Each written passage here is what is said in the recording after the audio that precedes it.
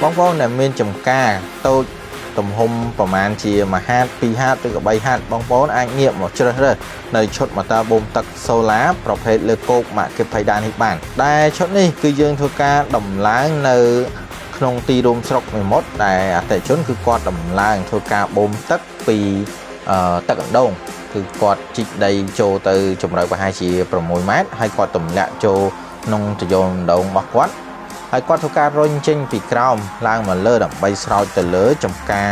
ម្រេចរបស់គាត់ហើយចំពោះម៉ូទ័រគឺគាត់ធ្វើការដំឡើងជាមួយនឹងម៉ូទ័រ Market Payda កម្លាំង3សេសទំហំទយោទឹកចូលទឹកចេញគឺគាត់ប្រើជាមួយទំហំទយោ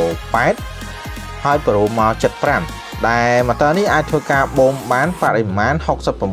66ម៉ែត្រគីបក្នុង1ម៉ោងហើយរុញបានកម្ពស់19ម៉ែត្រដែលឈុតនេះគឺយើងធ្វើការដំឡើងជាមួយនឹងផ្ទាំងសូឡា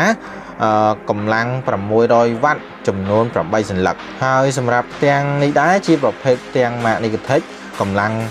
600វ៉ាត់កញ្ចក់សងខាងជាប្រភេទផ្ទាំងដែលមានគុណភាពខ្ពស់រីឯការស្រោចស្រពរបស់ចំការគាត់នេះគឺគាត់ស្រោចស្រពក្នុងទំហំដីប្រមាណជា1ហត្ថកន្លះដែលគាត់ដាំទៅលើប្រភេទម្រេចសុទ្ធហើយគាត់ប្រើប្រាស់